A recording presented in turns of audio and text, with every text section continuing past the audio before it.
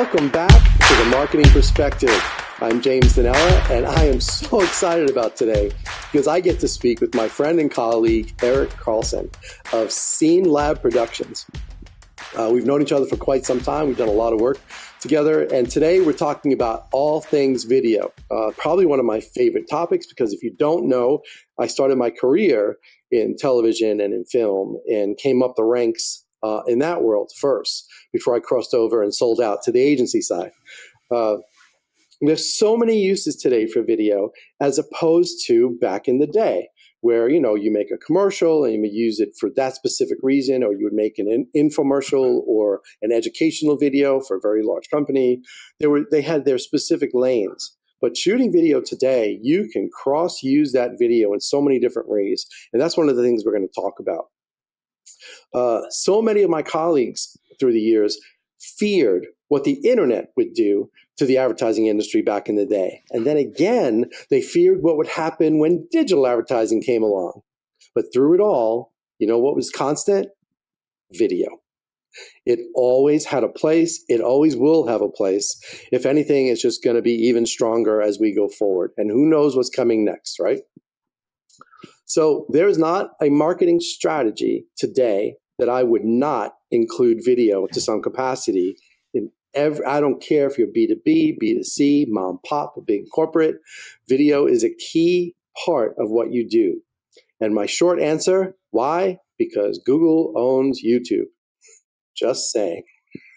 I'm so excited to get into this right now because I get to talk to my friend and colleague, Eric Carlsen. Eric, thank you so much for being on the show today. James, thanks for having me. I'm excited to be here. Yeah. So we're over 1,000 miles away from each other, but yet we get to do this. We get to see each other. Technology is crazy, right? Absolutely. Thank goodness. Did you invent it? No. I'm just kidding. Yeah. No, I did not. I take no credit or blame. So I'd like to, for listeners, let's start with telling them your background and who you are and what you're about. Sure. Well, my background is probably the definition of School of Hard Knocks, because if you go back to, it's about 20 years ago, a very good friend of mine who is super talented and I worked with for several years, Leif Poland, he came to me. We had done a couple of little hobby films together and some things just for fun. And he said to me, look, broadband is going to change things, right? Of course, I worked in tech at the time. And he's like, now that people are getting, of course, this is at the time, it's DSL, right? So people are going to get DSL at home. Video is going to come to people's houses through the internet. And there's a whole new opportunity for advertising. So we talked about it. And in 2004, we formed our own little production company. And we started just grassroots marketing this. Real estate companies, catering companies, you name it, golf courses. We just started kind of door to door selling the idea of putting together these little video commercials. And at the time, I think Leif had a Canon GL2. He had a Mac, right? This is like one of the old brick boxes, right? We grabbed a couple lights from Home Depot and, some scrims. And you want to talk about a bootleg setup? This was it. But we started shooting things and we started working with clients. And, when I look back now, I feel like when I look at some of the stuff we shot early on, I'm like, how did anyone pay for this? But the idea was, here's an opportunity for them to visually start to tell their story, who they are, what they do, if it's a piece of property, if it's a service they provide, and people were excited about it. So we started back then. I've done a lot of different things through the years. Leif and I actually made a documentary together back in 2013 that we ended up, having on several platforms, Netflix and Prime and so forth. I went to work in the not-for-profit sector for a few years. And then in 2017, surprise, my wife and I have been married almost 20 years, but we had our first child. And so awesome. I went back to work with Scene Lab again. At that time, Leif had kind of ventured into different things. So I took over the business solo, but he still served as an advisor at that point. And then over the last few years, a lot of what we do is real estate on the brokerage side. So not so much like property videos and agent videos, but more marketing for teams. One of our big clients is Sotheby's, regional promos, We work a lot in the tech sector. We work a lot in the commercial real estate sector, and then also healthcare as well. So those are our biggest ones. We get a few outliers in some other areas as well, but those are the ones where consistently we tend to do that type of client work. Yeah. So if you're listening, I know Eric's real, and some of the stuff he just mentioned, I started visualizing some of the stuff that he's shot, and they are incredible. They're really incredible company. Yes, I'm bragging on him, and no, I don't get a percentage of money that he makes. If you're in that market, Eric is in the Hudson Valley. But Eric, do you travel now? Are you? Yeah, a lot of our work is tri-state, right? So New York, Connecticut, okay. New Jersey. Yep. But the way it tends to work is some of our clients, because they have a national presence, we do shoot across the states. And what's nice is we have media partners in, Phoenix and San Diego and Orlando. So it gives us some opportunities to be able to help clients out without always us locally having to travel. Although on occasion we do. Our team will pack up the gear and head, to different spots to be able to shoot things. We'll have to revisit that conversation too, going forward. Okay, so you said something earlier about storytelling. That's part of, everybody has a story. I would like to dig deeper into that because, as you said, you made a couple of films in the beginning, and part of my background was doing that. Well, that's 2 hours. A film's about 2 hours or 90 minutes at least.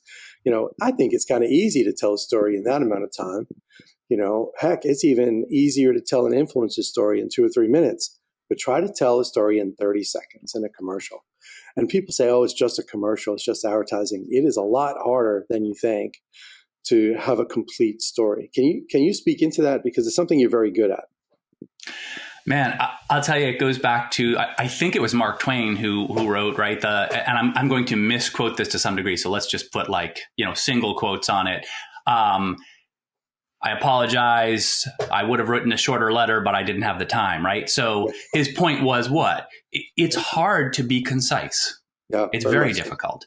And so when you're talking about a video, let's say to tell your brand story or to share something new about what your company is doing or what your organization's about to do, that's really tough. And when people think, a lot of times what will happen is clients will come to us and they'll say to us, we want to do a video, or we want to do a short film on this. And they'll start out with a number. Let's say they say, we want to do a 2-minute piece. But when we start kicking around ideas, and a lot of times they'll give us their first draft of what they call a script. And it's 5 minutes, right? And so it's like, okay, it's good. We want to know what they're trying to do. So that's for us, one of the first things we try to do, and I don't want to jump ahead if we're going to jump into process, but we try and ascertain, hey, what is it? What do you expect from this? Who do you want to watch this? And what do you want their reaction to be? And by knowing that, then we can try and help them get where they want to go. Because, I'll use myself as an example. When it comes to certain trades or skills, I might know what I want to do or what I want it to look like at the end, but I don't necessarily know how to get there, right? So I need a professional to come in and help me. Hey, this is what I want to do. I know the things I don't want to do or don't want to see, but I need someone to help me get there. And so that's our job, is to find out what it is they want to do. And sometimes how they think they want to get there, if you can help them appreciate, that might not be the best route. Now, at the end of the day, they're the client, but we'll just help share with them. I'll give an example. So we were dealing with a client recently. This company is very successful in the commercial real estate space, and very well known. I want to say top 2 or 3 in the nation as far as what they own retail wise. And so they had an idea for a piece they're doing for a new property in a major city in the Northeast. And they had an idea on how they want to tell that story. And they came to us. They really had put a lot of prep work into it. I was super impressed. Their marketing team's phenomenal. And they had some storyboards that they had put together, a script that they had written. But in reviewing the script, basically as a team, we realized, hey, there's a lot of telling when there could be a lot more showing. And so that's the beauty, obviously, when you're dealing with film and video. There are areas where you can become more concise by giving the visual that tells that story without always having to be so on the nose with a narrative. You just hit it on the head. We have 4 interns right now going through our internship program, 2 strategic and 2 design focused. And one of them is interested in script writing. And we got into, and he's thinking feature film, of course. I said, well, that's awesome. I said, can you apply the skill into a 30-second commercial? And they do mock. So he has a mock for his client. He's doing the strategy, and he has a designer assigned to him doing the visuals of that mock brand. So they get to walk away with some real meat, So, excuse me, in this conversation, he said, of course I could do it. I said, really? I said, what would your process be? Well, it's the same thing as writing a long format script. I went, okay. I said, well, tell me all the things you want to say. You know your client. So what do you want to say? And he went through a whole list he was at like 3 or 4 minutes, of meat. And I said, how do we get down to one main point with a couple of bullets and to get the main point across of what you want your listener to remember? Oh, but they need to hear everything. I said, in 30 seconds. Absolutely. I said, okay, go ahead and try it. I can't, he's still working on it, by the way. His internship's not over.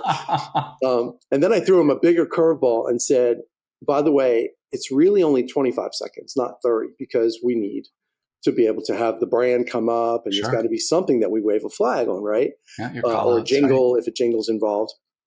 And I said, but you made the point that I had made to him. Keep in mind that you don't have to say everything because it's video. And like a light bulb went off in his head. He went, oh, and it's a moving company that is his mock, moving and storage. He goes, I get it. And now I think he's pretty close. To take the auditory and the visual at the same time is a world of difference. And you and I both know some of the media vendors in your market. And I used to have what I call intense fellowship with the radio people. And I would argue that video is better. And they're like, radio is the best. And how can you use anything but? We're a captive audience. I said, oh, yeah? Because are you listening to radio in your car? Right. A lot of big changes in that in the last 2 years. Sure. Radio has a place for anybody if you're listening, but commercials, the visual aspect of it allows you to really tell that story in a much stronger way. And James, you mentioned something that cued an idea in my head too. And I think you and I may have talked about this before, but there was a book by Harry Beckwith he wrote, years ago, right? And then obviously he's one of the great marketing minds, in recent history. And one of the things he brought up, he had a whole chapter devoted to this, and he was talking about how many things can you include concept-wise when you're trying to share an idea, right? And so they did a test campaign on a commercial. It was a car commercial, right? The visuals were exactly the same in the 30-second commercial. The visuals did not change, but there were 2 versions. One talked about how the car, the performance was amazing. The interior features were, second to none. And it went through all these things that the car had. And in the next commercial, all they talked about was performance. This car had amazing performance. It was off the charts. When they did the test, basically there was 2 groups of people. In the first commercial that shared all sorts of benefits that the car had, 0 people said that they would consider buying that car. In the second test, 6% of the people came back and said, I would consider buying this car. And when asked why, they said, well, it has incredible performance, right? So what's the point? The point is you think that you need to share 100 important ideas of why what you're doing is great, but people aren't prepared for that. And all that means is nothing stands out. So it's better to share a point or 2 about why what you're doing is so game-changing or so different or so interesting. And then people come away with something. And if you think you have some additional points, well, that sounds like something you'd want to put in a completely different film or commercial. That's a separate point to be made later on. Right. Longer format, more of an educational kind of a thing. Maybe it's showing in the showrooms. Exactly. Behavioral science is a key part of marketing, understanding human behavior. And I think video is one of the ways that captures it the most, because that process that we're talking about back and forth is exactly what we go through project by project to get the client the best effort possible. So I want to change subject for a second. I know this, I know your answer, and you've kind of already touched on it, but how important is scripting to you in your process? Oh, I mean, it's essential. And you talked about screenwriters earlier and trying to, educate them and bring them up to speed on the difference between a long form film and a commercial. And sometimes what we've found to be helpful when you're dealing with that is, at least for an early meeting, putting a screenwriter in the same room with your director, with your DP, and maybe your editor too. I mean, maybe in some cases, obviously with smaller teams, your director might actually end up being your editor, which is great. But putting those people in the same room to talk about it, because that's where ideas on culling verbiage but enhancing the actual concept can really come to light. And then the screenwriter walks away with like, okay, I know how I want to approach this. Yeah. Yeah, that's one of the reasons I love working with you, because that process is my favorite aspect. By the way, not to brag even more about Eric Carlsen and Scene Lab, he is, Eric, you're the only producer director that I can trust as the agency and not be there. I have given Eric projects and know he is not only going to meet what we need, but he's going to exceed and come up with things that, well, that's great. We'll use that instead.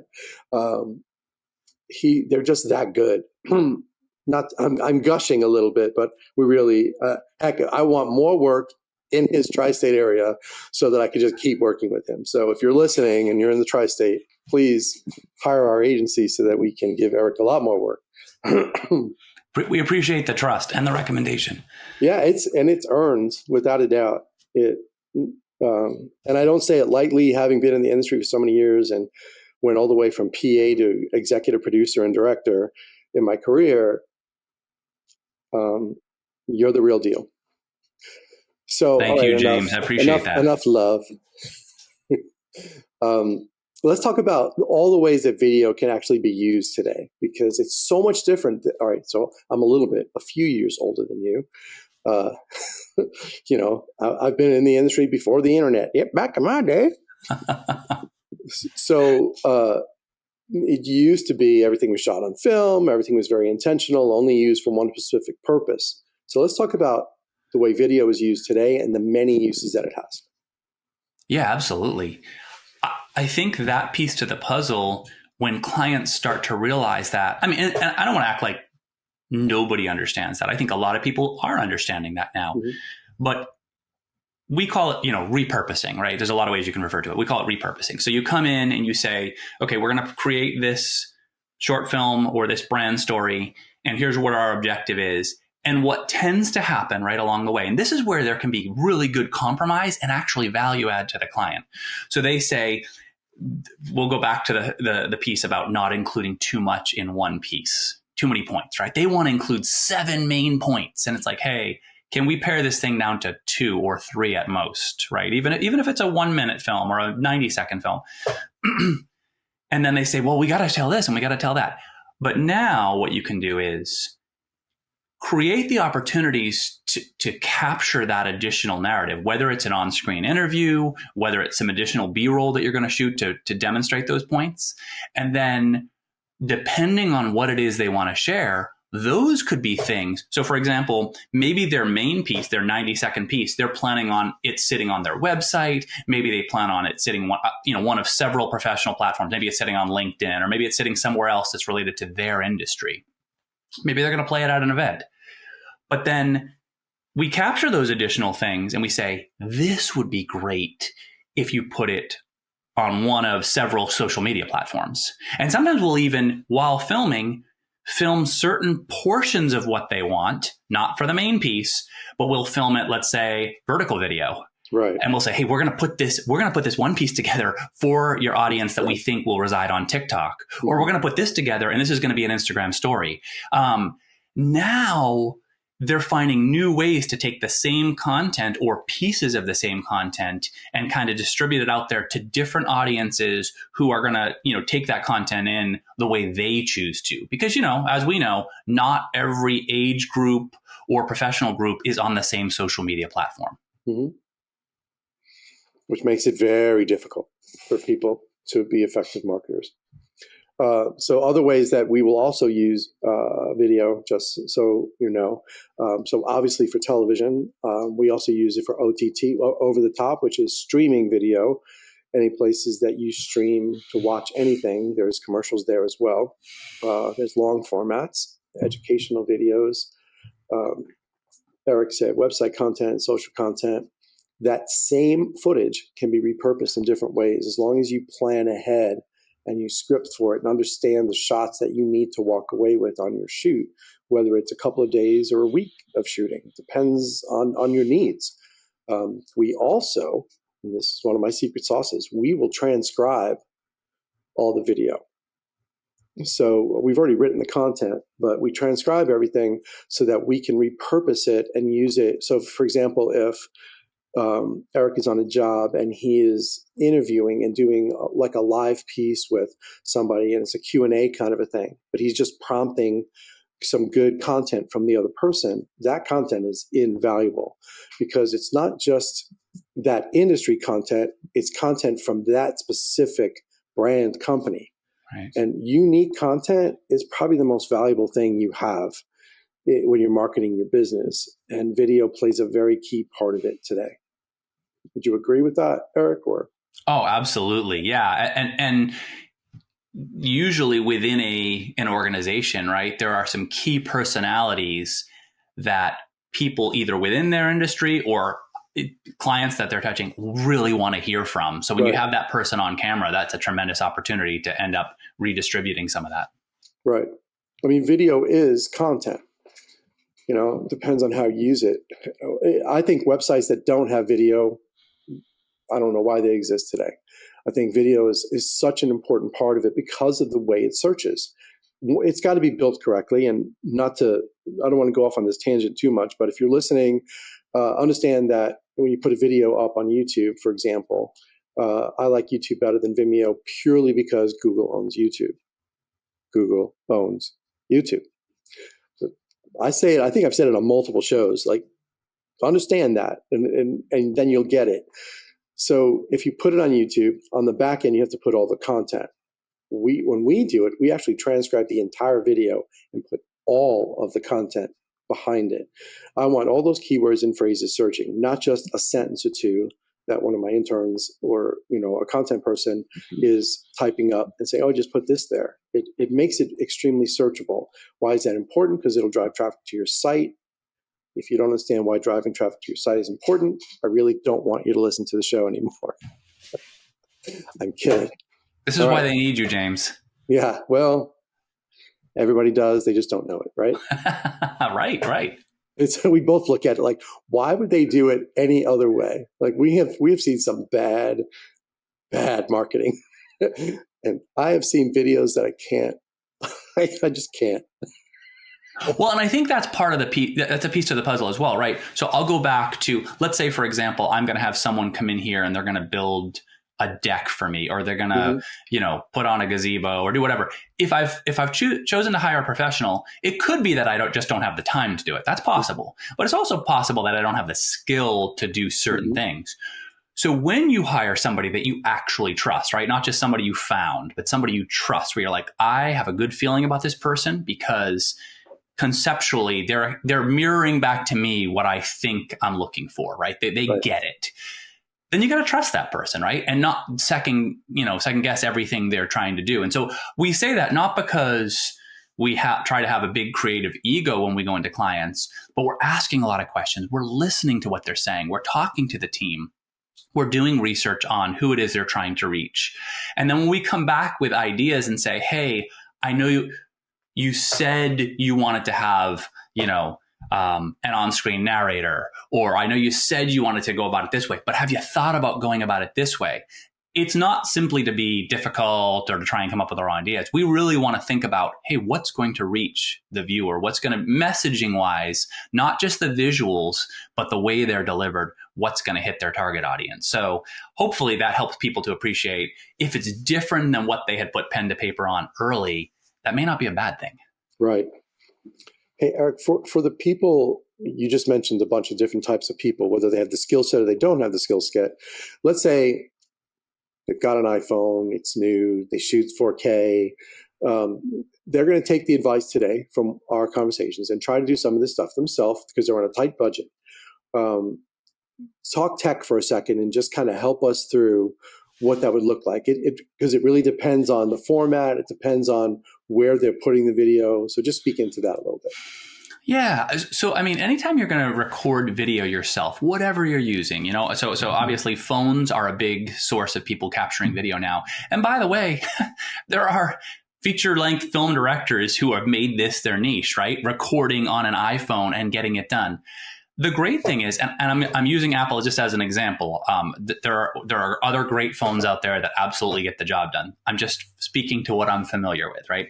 So like Apple now has made the decision that you could record on your phone in ProRes, right? Which is a really high quality format.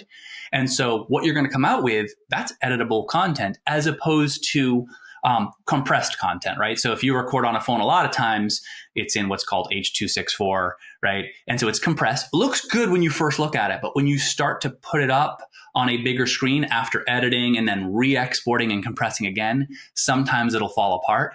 So, I mean, it's getting better and better, and there's H.265, which is even better compression now. My advice would be, if you're going to try and do that yourself, and if you think you have a good grip on the storytelling and the marketing piece, look at your device, whatever you're using. It's a GoPro camera, right? It's a little DJI camera, and think about how to make the content that's on screen the most important thing. Less about the tech, more about really good content. I have to say, I've seen a lot of video out there that was poorly filmed. I mean, and maybe even the audio was not the best, but the content is so good. What the person is saying or what they're doing or what they're talking about is so good, it doesn't matter. So if you can just take the tech side of it and make it the least distracting possible, that's good. I would advise people to maybe consult with a production company and let them know, hey, right now we can't afford to film, but would you be willing that we could pay you for a couple hours, you know, one of your creative people, preferably a creative with some tech, right? And could we pay you for a couple hours for a consult on how we could do what we want to do in-house? And that's something we're always happy to do with clients, because what happens is we give them some education that's useful for them to get it out the door. And they can use their own, you know, people use Window Movie Maker, or they use iMovie, or they use something else on their tablet, right?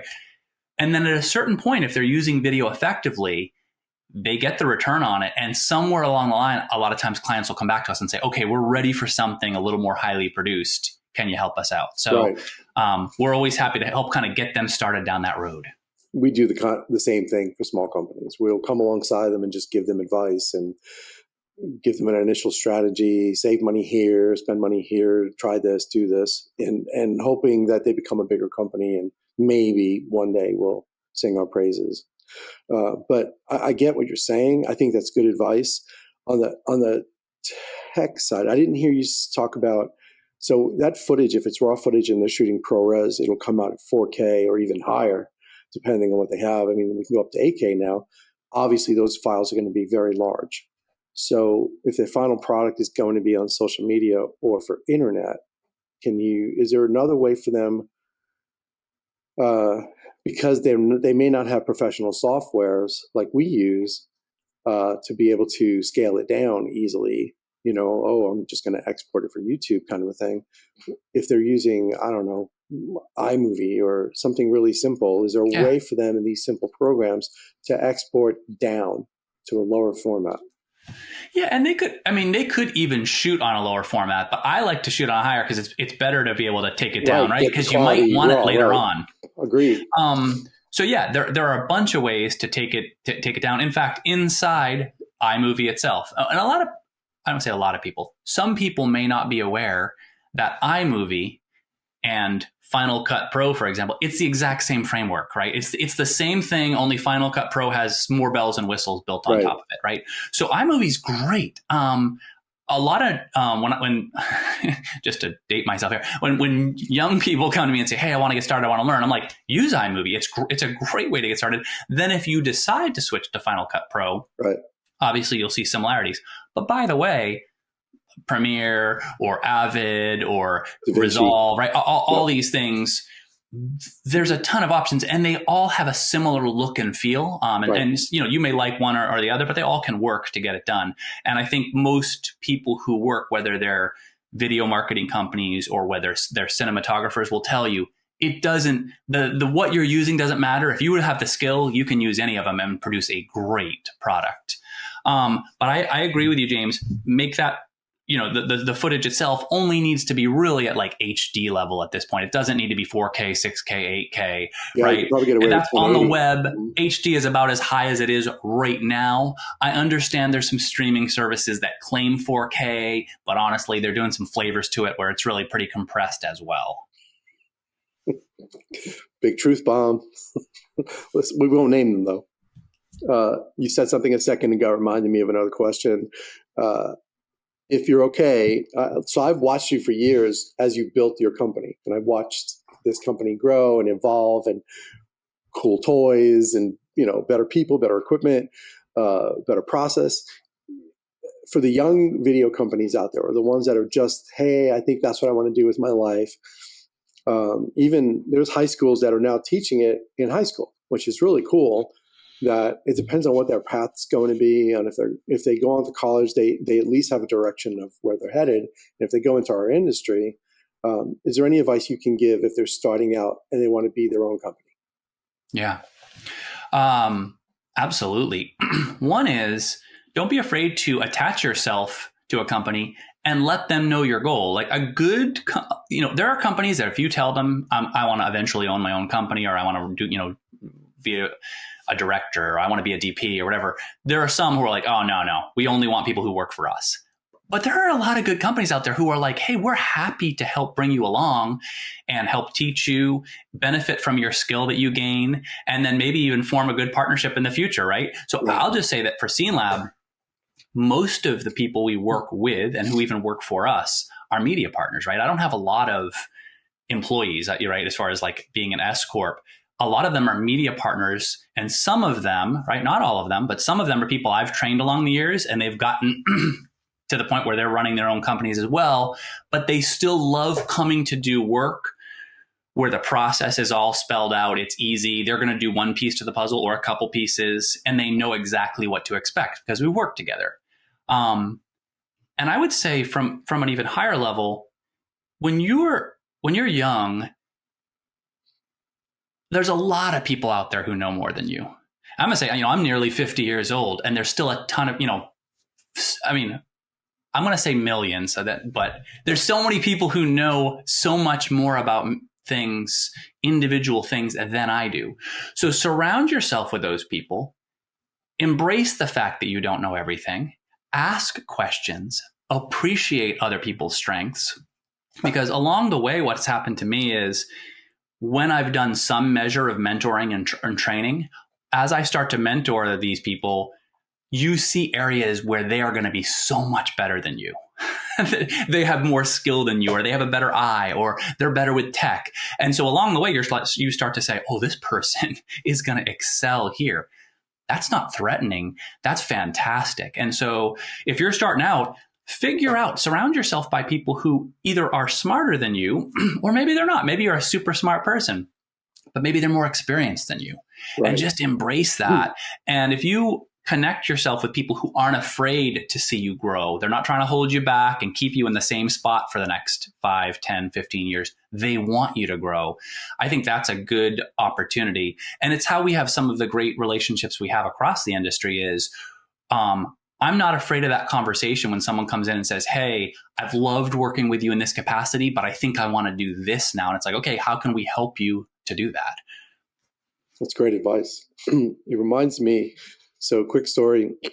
So back in the day, so when I was a producer, I've worked with 2 different directors in the same season. One was Bob Giraldi. And if you look up that name or know that name, he was the #1 director in the country for commercials. He made more money than anyone. I won't say the amount because it may embarrass somebody, but it was insane. Like whatever number you just thought, it was probably more. Just know that. And I also worked with a director named Bill Mason. Now, both of them very talented directors. Bob had the mindset of staying ahead of the times, staying ahead of the curve, knowing what the next cool tech thing was going to be. He was about post-production. And it was why he was so well paid. He would spend, I don't know, because I produced for him, he spent maybe 2 hours on set any given day. Point, click, walk away, go back into his trailer and do whatever he did for the rest of the day. And we're doing like B-roll and all that kind of stuff. And I'm like, what the heck? And Bill was like an actor's director. He was there the entire time. He loved the process, but he could care less about the rest of it. He on set is where he was capturing what he wanted. Bill, all right, I'll say the number because it makes relevance to the story. Bill made $6K a day, where Bob made $25K a day. So it taught me a valuable lesson. When I crossed over to the agency side and into strategy, I want to be Bob when I grow up and I stay ahead of the curve. I'm always learning what's next, what's the new thing. Like one of my biggest questions in social media right now is there's no new shiny thing on the horizon. And I'm wondering why. Like, have we maxed out on social platforms? I mean, there's a bunch of little wannabes, but there's nothing big. Have the big ones really monopolize where we are and that's it? Because that's dangerous when that happens. So I keep an eye on things like that. I'm always looking ahead. But you just gave the same advice to somebody. If you're young and you're coming out and you're starting a business, make a choice. Do you want to be Bob or do you want to be Bill? And there's no wrong answer. It's just, what do you want to do with your life? What's your passion? Bob was passionate about the tech, and he was amazing at it. In post-production, man, there was nobody that can touch him. I learned so much from that man just by standing behind him and watching. And then I had a mentor friend who he and I were both executive producers working at the same place, side by side, same title, same amount of money that we made a day, but he had so much more experience than me. I mean, the man worked on Star Wars. Okay, so I would be like, I'm not worthy, and bow to this man. And he brought me up. And I learned so much from him. What I thought I knew, I didn't know. And it humbled me and it taught me that I can always learn from others no matter where I am in my career. So I love that you gave that advice. I hope people heed it. You can apply it in so many different ways. Thank you for that, Eric. I really appreciate it. Well, I like that mentality, James, and it's obviously serving you well still, right? Because the other piece of that is you reverse it, right? So I feel like at this point now, I'm learning a ton from people who are younger than me. Right. So I'll ask, like, somebody will come back and they'll have shot something a certain way or gone about it a certain. I'm like, why did you do that? Like, what made you want to do that? What's your thought process? Blah blah. And I just find like there's so many things that I would not have thought to do or, purposefully gone about. And yeah, age, you see people who are excelling in their teens, 20s and beyond. So to think the only person who's sharing knowledge or experience is the older person, I think is completely inaccurate. And if you want to stay relevant as far as your team is concerned, meaning collaborating with them and contributing meaningfully, it's a two-way street. And I think that's one of the things internally that keeps us clicking is there's a really good dialogue. It's not, the professionalism, the kind treatment of people, the respect for others, I do think that comes from the top down. But you really want to make sure that people know that when you say, hey, we love to hear you speak up, we love to hear a question or an idea, that has to be evidenced day to day by the way you treat people and the reaction you have when people actually do come to you with an idea that's very different from the way you're approaching things. And you have to say, okay, well, let me rethink this. Why are we doing this? Why are we doing that? It's everything we're talking about is biblical too, but that's a whole nother podcast. It's true. It's true. I have one more topic, and I was marinating on it as you were talking. I was like, wow, did we talk about this? We're already kind of maxed out.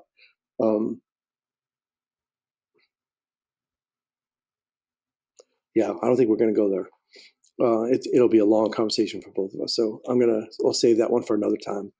All right. So Eric, one last thing. I feel like I've gushed about you enough, but I want you, how would somebody contact you if they wanted to? Sure. So Scene Lab Productions is our company name, right? You can find us on the web at thescenelab.com. We do a lot of work, as I mentioned, in the tri-state area. So yeah, reach out. You can always reach me by phone.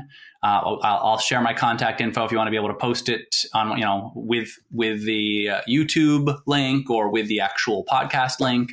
But we're always happy to help out. That's the other thing is even consulting. If we can help you out and just getting some ideas started so you can kind of move down that road, we're happy to do that.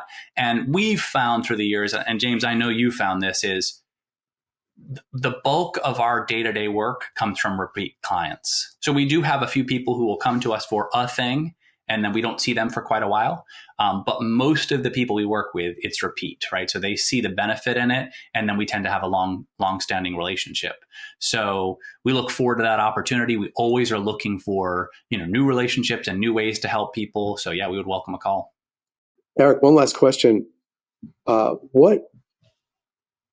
If I'm a client, what should I be looking for when I want to hire a video production company if I'm not going through an agency?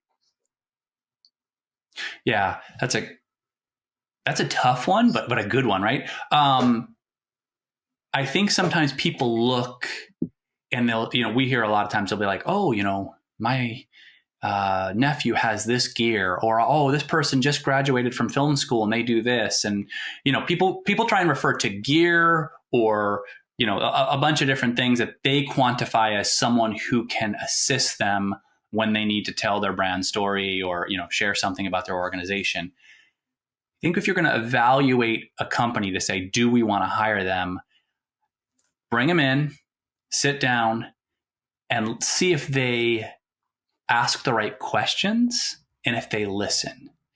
It's the old 2 ears, 1 mouth. So if immediately are coming in and they're pitching you and they're just pushing, and even if their portfolio looks pretty good, is that going to be a good relationship? And are they going to be able to do what you need them to do? But I do think one of the things we've seen, and even in other production companies that are having a lot of success, is they tend to ask the right questions and they're really good listeners. And then they can say, I think what I'm hearing from you is this. Am I right? Is this what you want? Okay, here's some ways we could accomplish that. So, more important than what platform they're on or what gear they're using or, how many years in the industry is, does it seem like they have a firm grip on how to communicate? If they can't communicate with you and your internal team, they certainly aren't going to be able to communicate your ideas through film or video. Okay, one last quick story. This just happened not long ago, and it was my moment of what would Eric do? So I'm sitting in front of, it was a video production company. We were interviewing them, and they came to our office. I got introduced to them by a colleague that's in the industry, but they don't do the magnitude of what we do. They're a young company, and they say, hey, you should use these guys. They're awesome. We use them. It's like, okay, so I kicked their tires, but it was for a small client and a small budget. I said, so Tommy, I loved everything that he was saying. He asked some good questions, had some good information. And then we got down to math, and I said, okay, so here's the budget that I have. And it was, we know numbers. It was respectable, but it wasn't out of the park. You know what I mean? It was like in the middle kind of a thing. And I said, I'm giving you everything I have because it's a tight budget, respecting you. Oh, okay, no worries. I'll just get you the proposal in the next week, and don't worry about it, and everything will be fine. I'm like, great. So I'm planning on using. I was like, all right, wrote it in. He's going to be my guy. It was a Nashville shoot. He came back almost 10 times more than the number I gave him. I was like, were you listening to what I said? And then like a day later, hey, how's that proposal? Are you ready to move forward? I never even responded. I couldn't. Yeah. Because I was flabbergasted, if that's still a word in Wikipedia. I don't understand. Like, you didn't listen to what I said.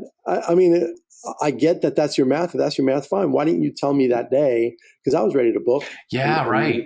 Here's why we're not able to do it within that budget. Or here's why we're not able to do what we just discussed within that budget.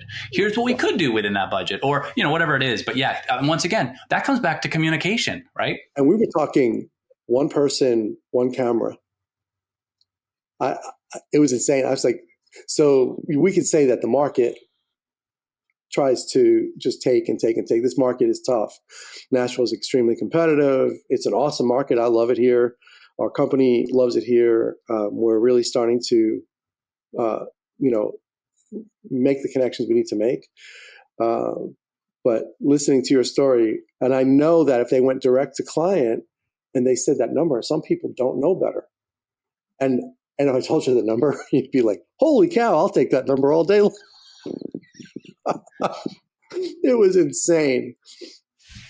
It was like almost double, more than double the last job we did together, more than double for a 1 day, one camera, one person.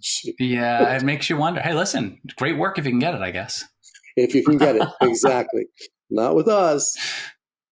So anyway, Eric, I am so grateful you were able to come on today. I'm a little bit giddy. At my age, if I can still get giddy, I don't know. Oh man, thanks for having me on, James. I really appreciate it. And good connecting again, and appreciate you having me on as a guest. Yeah, and if you come up with a different topic that you want to cover, I don't know, maybe tiny homes at some point, we'll have you back on. Fantastic. Very exciting. Awesome. So if you're listening today, thank you for being on. I hope you got something out of it. My heart always wants people to be able to walk away and get some really good information and use for themselves. This isn't a shameless plug for the people I have on. Okay, once in a while it is. Today, it was just kind of a gushy kind of a moment. But it's not. If you notice, I don't even say the name of my advertising firm. It's intentional. That's not why I'm doing the show. Feel free to reach out to me if you'd like, but that's not its purpose. Its purpose is you to walk away, get some valuable information, use it in your effort to improve your marketing on a regular basis. We talk about all different topics, as you know. We have all different types of guests on. I'm really excited about where the show is going. Please, if you love us, download the show. That's the way to show some love. And comment as much as you want.